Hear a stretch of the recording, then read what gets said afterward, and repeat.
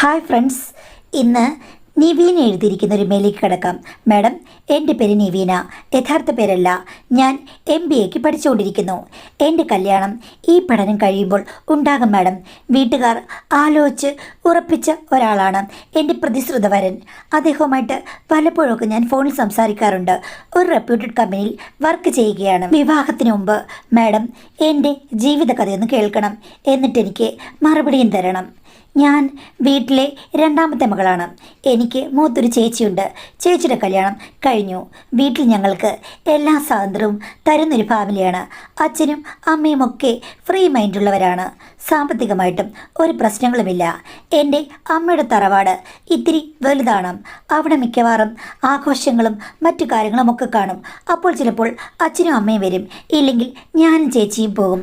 തറവാട്ടിൽ ഇപ്പോഴുള്ളത് എൻ്റെ അമ്മയുടെ അമ്മയും പിന്നെ അമ്മയുടെ ഏറ്റവും ഇളയ അനിയത്തി. ഇളയമ്മയ്ക്ക് 32 വയസ്സേ ഉള്ളൂ. ഇളയമ്മയുടെ ഭർത്താവും ഒരു കുട്ടിയുമുണ്ട്. ഞങ്ങൾ എല്ലാവരും കൂടെ അവിടെയാണ് കൂടുന്നത്. ധാരാളം മുറികളുള്ള ഒരു വീടാണത്. അതുകൊണ്ട് ഒരു പ്രശ്നവുമില്ല. ഞങ്ങൾ എല്ലാ കാലത്തും എല്ലാ ആഘോഷങ്ങൾക്കും ചെല്ലുന്നത് അവർക്ക് വലിയ കാര്യവുമാണ്. പിന്നെ എൻ്റെ അമ്മയ്ക്ക് ഒരു അനിയത്തി കൂടിയുണ്ട്. അതായത് ഈ ഇളയമ്മയുടെയും എൻ്റെ അമ്മയുടെയും ഇടയ്ക്ക് ഒരു അനിയത്തിയുണ്ട്. പുള്ളിക്കാരിയാണെങ്കിൽ ഇത്തിരി സീരിയസ് ആണ്. പക്ഷേ എൻ്റെ ഇളയമ്മയിലെ എൻ്റെ അമ്മയെപ്പോലെ തന്നെയാണ്. കണ്ടാലും നല്ല സാമ്യമുണ്ട്. രണ്ടുപേരുടെയും സ്വഭാവം നല്ല ജോളിയാണ്. അതുകൊണ്ട് എൻ്റെ അമ്മയേക്കാൾ കൂടുതൽ അടുപ്പം എനിക്ക് ഇളയമ്മയോടുണ്ട്. എന്നും കാണുന്നില്ലെങ്കിലും ഫോണിൽ കൂടെ വിളിച്ച് ഞാൻ പല കാര്യങ്ങളും പറയാറുണ്ട്. എൻ്റെ അമ്മയോട് പറയാൻ പറ്റാത്ത പല കാര്യങ്ങളും ഇളയമ്മയോട് പറയുകയും ചെയ്യാം. ഇത് മാത്രമല്ല, ഇളയമ്മയുടെ ഭർത്താവുണ്ട്. അതീവ സുന്ദരനാണ്. ഇളയമ്മ സാധാരണ ഒരു സുന്ദരിയാണ്. പക്ഷെ കിട്ടിയിരിക്കുന്ന ഭർത്താവിനെ കണ്ടു കഴിഞ്ഞാൽ നമ്മൾ സിനിമാടന്മാരെയൊക്കെ കാണില്ലേ, അതിനേക്കാൾ മികച്ച ഒരാളാണ്. ഞാൻ എപ്പോഴും ഓർക്കും, ഇത്രയും സൗന്ദര്യമുള്ള ഇളയമ്മയ്ക്ക് ഇത്രയും നല്ല സുന്ദരനെ കിട്ടുകയാണെങ്കിൽ ഇളയമ്മയേക്കാൾ കുറെ കൂടെ സുന്ദരിയാണല്ലോ ഞാൻ. അതുകൊണ്ട് എനിക്കിതിനേക്കാൾ നല്ല സുന്ദര കുട്ടപ്പനെ കിട്ടും എന്ന് ഞാനൊരു ദിവസം മനസ്സിൽ വിചാരിച്ചു കഴിഞ്ഞപ്പോൾ അമ്മയോട് ചുമ്മാ ഷെയർ ചെയ്തു. അമ്മ പറഞ്ഞു, എടി അവൻ അവളുടെ പുറകെ നടന്ന കല്യാണം കഴിച്ചത് കേട്ടോ. പിന്നെ ജാതിയൊക്കെ ഒന്നായുണ്ട് എല്ലാവരും അങ്ങ് സമ്മതിച്ചതാണ്.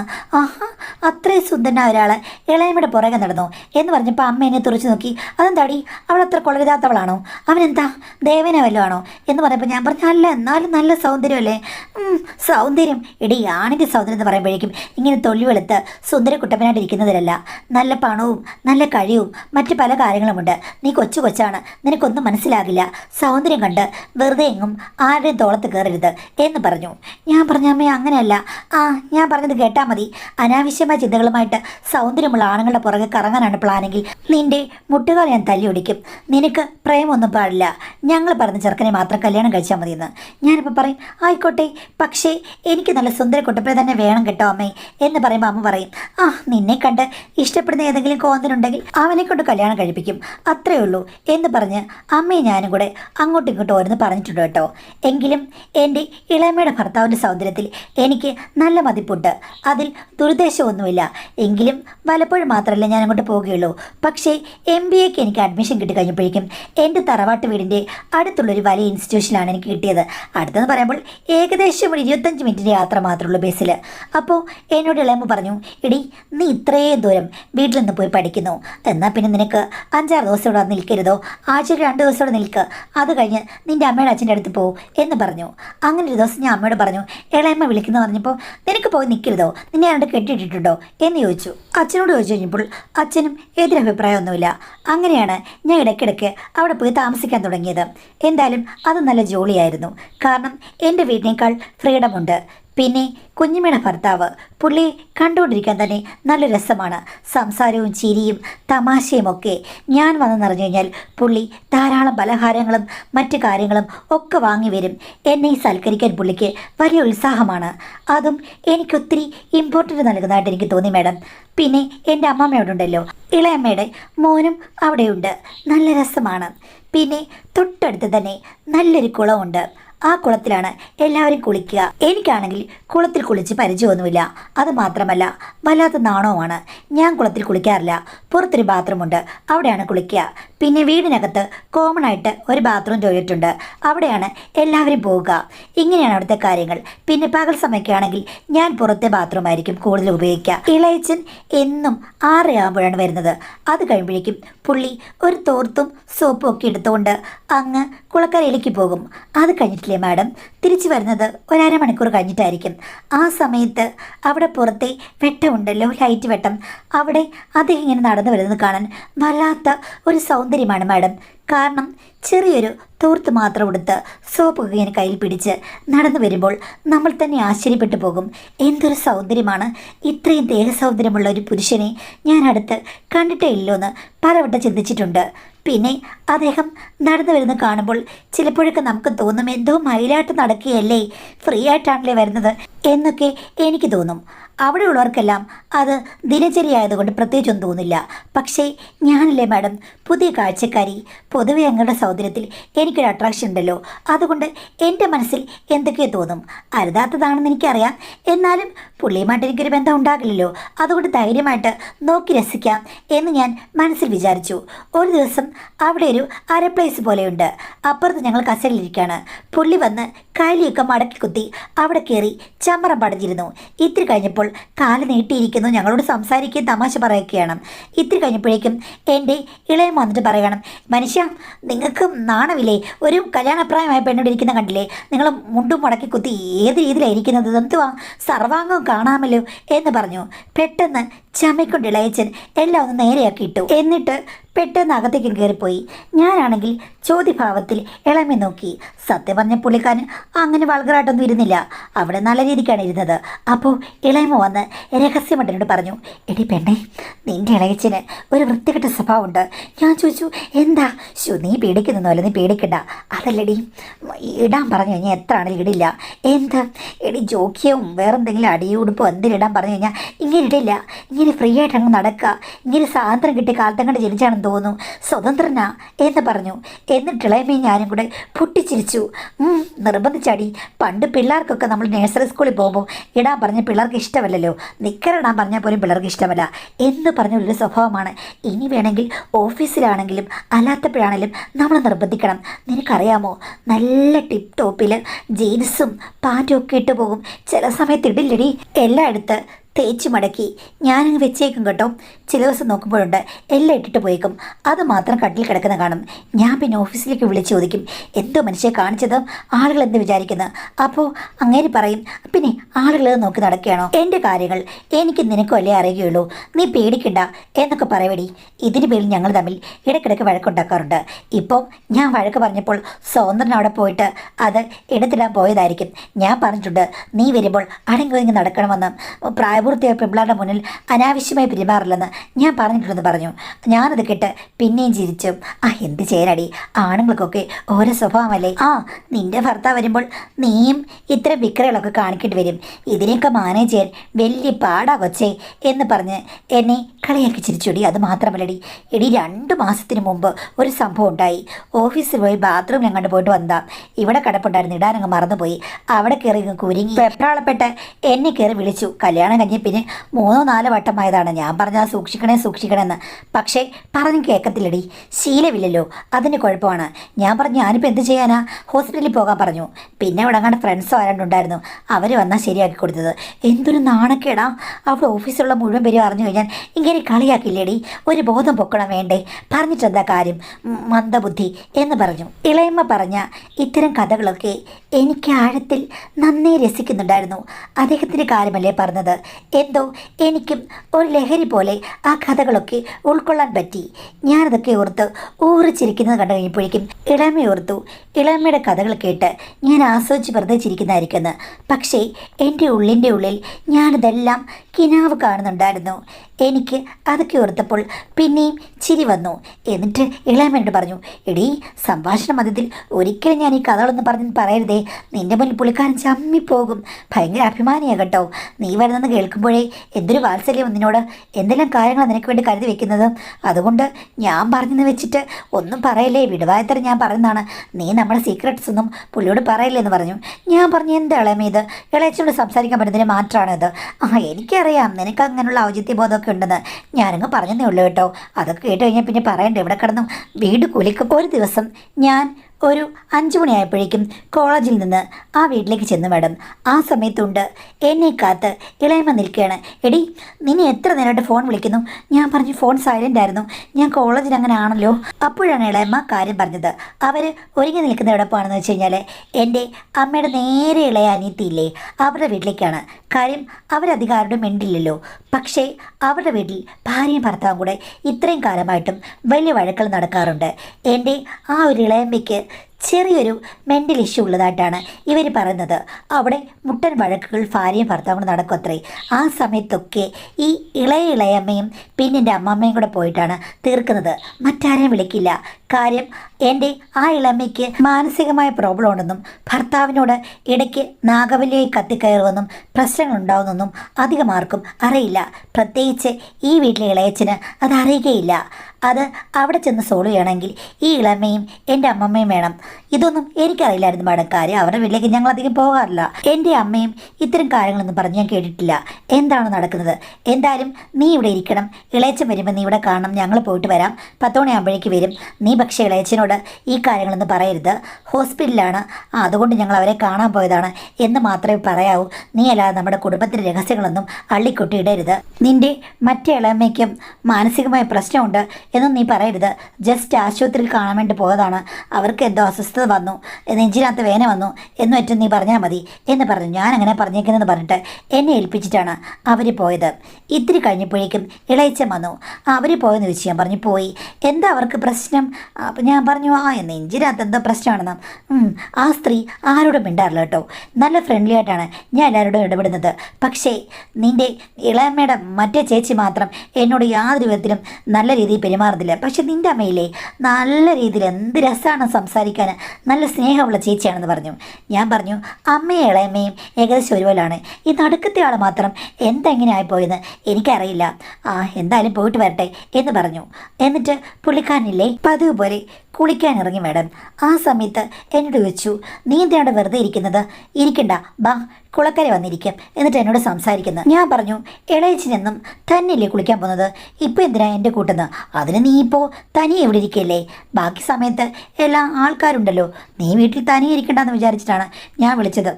നിനക്ക് കുളവും വെള്ളമൊക്കെ പേടിയല്ലേ, വരുന്നില്ലെങ്കിൽ നീ വരണ്ട കേട്ടോ എന്ന് പറഞ്ഞു. ഞാൻ പറഞ്ഞു എന്നാലേ ഇളയച്ച് കുളിക്കുന്നിടത്ത് പിന്നെ ഞാൻ അവിടെ തോർത്തുർത്താ കുളിക്കുന്നത്, അല്ലാതെ അവിടെ ഞാൻ അഭ്യാസമൊന്നും കാണിക്കുന്നില്ല, വരുന്നെങ്കിൽ വാടി എന്ന് പറഞ്ഞു. അപ്പോൾ ഞാനൊന്ന് ശങ്കിച്ചിരുന്നു. എങ്കിലും ഞാൻ പോയി.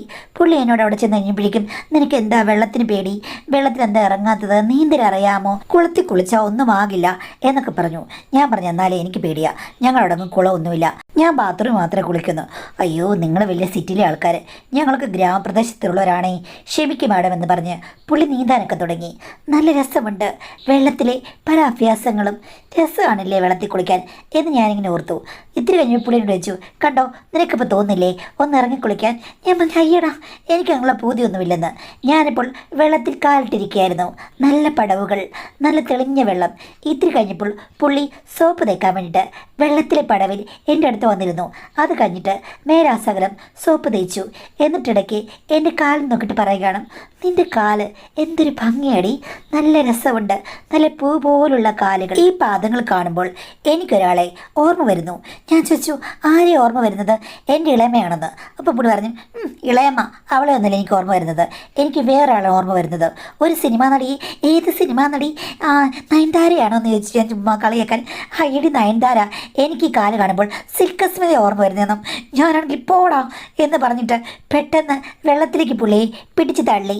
എന്നിട്ട് ഞാൻ വെള്ളം ഇങ്ങനെ ചീറ്റി ചീറ്റി എറിഞ്ഞു. പുള്ളിയാണെങ്കിൽ ചിരിച്ചുകൊണ്ട് കുളത്തിനകത്ത് അങ്ങോട്ടും ഇങ്ങോട്ടും നീന്തി കളിക്കുകയാണ്. പുള്ളി നിവർന്ന് കഴിയുമ്പോൾ ഞാൻ പറഞ്ഞു ഞാൻ പോവാ വീടിനുള്ളിലേക്കെന്ന്. ഇടി നീ അവിടെ ഇരിക്കുക, ഞാൻ തമാശ പറഞ്ഞതാ, ഞാൻ അതല്ല ഉദ്ദേശിച്ചത്, നിൻ്റെ കോപം കാണാൻ വേണ്ടി പറഞ്ഞാണെന്ന് പറഞ്ഞ് എൻ്റെ അടുത്ത് വന്ന് വെള്ളത്തിൽ പിന്നെയും ഇരുന്നു. എന്നാലും എൻ്റെ കാല് കണ്ടപ്പോൾ ഇങ്ങനെ പറയാൻ എന്ത് തോന്നി?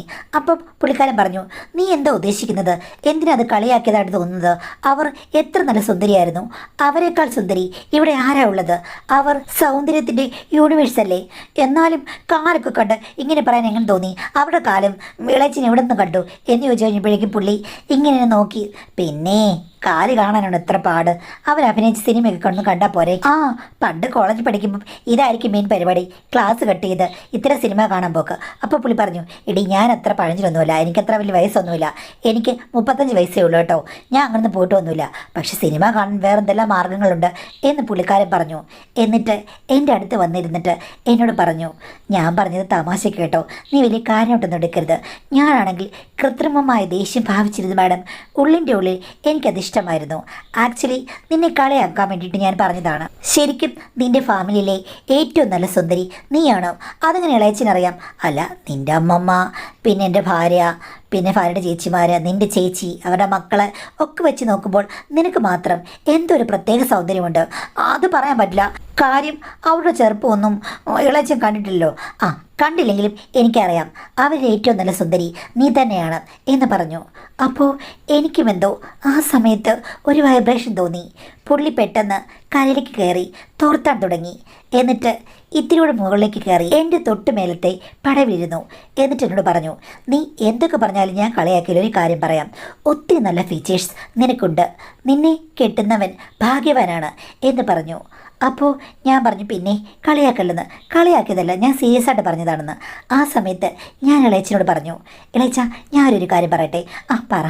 ഇളയച്ചനും ഒരു അപൂർവ സുന്ദരനാണ്. ഞാൻ കണ്ടിട്ടുള്ളതിൽ വെച്ചിട്ട്, ഞാൻ അടുത്ത് കാണുന്നതിൽ വെച്ച് ഏറ്റവും നല്ല സുന്ദരൻ ഇളയച്ചനാണ്. കാര്യം ഒത്തിരി നല്ല ഫീച്ചേഴ്സ് ഇളയച്ചനുണ്ടെന്ന് പലപ്പോഴും എനിക്ക് തോന്നിയിട്ടുണ്ട്. ആഹാ, ഞാൻ പറഞ്ഞതിന് വെറുതെ മറുപടി പറയണം. അല്ല ഇളയച്ച, ഇളയച്ചൻ നല്ല സുന്ദരനാണ്. ഞാൻ പലപ്പോഴും ഓർത്തിട്ടുണ്ട്, ഇളയച്ചൻ എന്തിനാണ് എൻ്റെ ഇളയമയെ കല്യാണം കഴിച്ചത്? ഒത്തിരി നല്ല സുന്ദരിയെ ഇളയച്ചന് കിട്ടുമായിരുന്നല്ലോ എന്ന്. അപ്പോൾ ഇളയച്ചൻ പറഞ്ഞു, ആ, എനിക്ക് അവളോട് താല്പര്യം തോന്നി, അവളെ കല്യാണം കഴിച്ചു. അവൾ ഭൂലോക സുന്ദരിയല്ലെന്ന് എനിക്കറിയാം. സൗന്ദര്യത്തിലല്ലോ കാര്യം. എങ്കിലും ചില സമയത്ത് സൗന്ദര്യത്തിൽ നല്ല കാര്യമുണ്ട് മോളെ. നിന്നെ കാണുമ്പോൾ ഞാൻ ഓർക്കാറുണ്ട്, എന്ത് നല്ല സുന്ദരിയാണ് നീ എന്ന് പറഞ്ഞു. ആ സമയത്ത് ഞാൻ വെറുതെ അദ്ദേഹത്തിൻ്റെ മുഖത്തേക്ക് നോക്കി, അദ്ദേഹവും എൻ്റെ മുഖത്തേക്ക് നോക്കി. പിന്നീട് എന്താണെന്നറിയില്ല, പുള്ളി എൻ്റെ അടുത്ത് വന്ന് എന്നെ കെട്ടിപ്പിടിച്ച് ചേർന്നിരുന്നു. അദ്ദേഹത്തിൻ്റെ നനവും എൻ്റെ ചൂടും കൂടെ ആയപ്പോൾ അത് പോസിറ്റീവും നെഗറ്റീവും പോലെ ഒന്നു ചേർന്നു. എനിക്ക് എന്ത് ചെയ്യണമെന്നറിയില്ല. സദാ സന്നദ്ധയായിരുന്നു ഞാനെന്ന് എനിക്ക് തോന്നിപ്പോയി. അദ്ദേഹത്തിൻ്റെ നെടുവീർപ്പുകൾ എനിക്ക് നിഷേധിക്കാൻ പറ്റിയില്ല. അദ്ദേഹത്തിൻ്റെ ആശ്ലേഷങ്ങൾ എനിക്ക് മറുത്തു പറയാൻ പറ്റില്ല. അദ്ദേഹത്തിൻ്റെ മുത്തങ്ങൾ ഏറ്റുവാങ്ങാതിരിക്കാൻ എനിക്ക് പറ്റിയില്ല. അദ്ദേഹം തിരച്ചിൽ തുടങ്ങുമ്പോൾ ഞാൻ തിരച്ചിലിന് വേണ്ടി സ്വയം ഭൂപടമായി മാറുകയായിരുന്നു.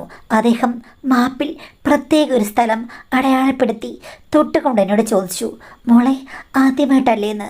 ഞാൻ മാസ്മൻ ലഹരിയിൽ അതേന്ന് മൂളി. ഇളയച്ചൻ പുണ്യഭൂമിയിലേക്ക് കാലെടുത്ത് വെച്ച് പ്രവേശിക്കട്ടെ എന്ന് ചോദിച്ചു. ഞാൻ ഒന്നും വേണ്ടിയില്ല. തുടരെ ചോദിച്ചു കഴിഞ്ഞപ്പോഴേക്കും ഞാൻ പറഞ്ഞു, എനിക്കാണെങ്കിൽ പേടിയാണെന്ന്. എന്താ പേടിയെന്ന് ചോദിച്ചു കഴിഞ്ഞപ്പോഴേക്കും ഞാൻ ഒന്നും വേണ്ടിയില്ല. ഇളയച്ചൻ എന്നോടൊപ്പം പറഞ്ഞു, നിനക്ക് എന്താ പേടിയെന്ന് എനിക്കറിയാം. ആദ്യത്തെ അനുഭവം എല്ലാവർക്കും പേടിയായിരിക്കും, പക്ഷെ നിനക്ക് എന്നോട് ഇഷ്ടമില്ലെന്ന് ചോദിച്ചു. ഞാൻ പറഞ്ഞു 100 ഇഷ്ടമാണെന്ന്. അപ്പോൾ ഇളയച്ചൻ പറഞ്ഞു, അദ്ദേഹത്തിനും എന്നെ ഒത്തിരി ഒത്തിരി ഇഷ്ടമാണെന്ന്.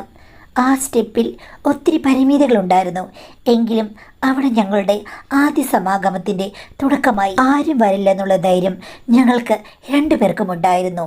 കത്തിക്കേറിയ അഗ്നിജാലകൾക്കൊടുവിൽ അദ്ദേഹം പറഞ്ഞു, അവസാനത്തെ കണികാജലങ്ങൾ നമുക്ക് കുളത്തിനുള്ളിലേക്ക് ഇറങ്ങിയിട്ടാകാമെന്ന് പറഞ്ഞു.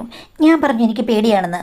ഒട്ടും പേടിയില്ല, എൻ്റെ കൂടെ വരാൻ തയ്യാറല്ലേ എന്ന് ചോദിച്ചു കഴിഞ്ഞപ്പോഴേക്കും ആ ഒരു മൂടല്ലേ, കുളത്തിലല്ല, ഇനിയിപ്പോൾ കടലിലാണെങ്കിലും ഞാനങ്ങ് ഇറങ്ങും എന്നുള്ള ഭാവമായി.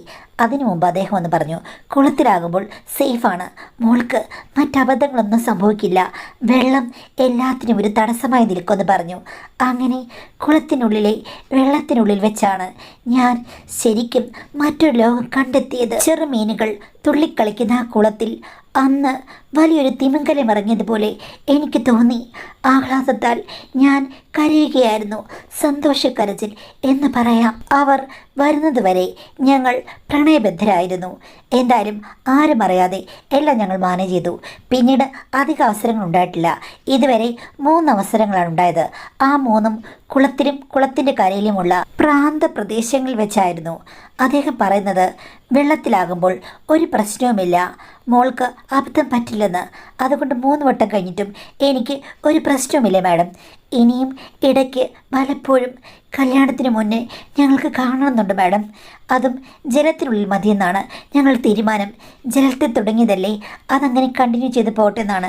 ഇനി അവസരം കിട്ടുമെന്ന് പറഞ്ഞാലും ഞങ്ങൾ കുളക്കരയിലേക്കും കുളത്തിലേക്കുമാകും പോവുക. മാഡം, അദ്ദേഹം പറയുന്ന പോലെ അത് സേഫാണോ? ജലം എപ്പോഴും തടസ്സം സൃഷ്ടിക്കുമോ? അബദ്ധങ്ങളൊന്നും ഉണ്ടാകാതിരിക്കാൻ വേണ്ടിയിട്ട്. കല്യാണത്തിന് മുമ്പ് ഇനിയും ഞങ്ങൾക്ക് ശ്രദ്ധിക്കണമെന്നുണ്ട്. കല്യാണം കഴിഞ്ഞ് കഴിഞ്ഞാൽ എങ്ങനെയാണെന്ന് എനിക്കറിയില്ല. അതുകൊണ്ടാണ് ഞാനത് ചോദിക്കുന്നത്.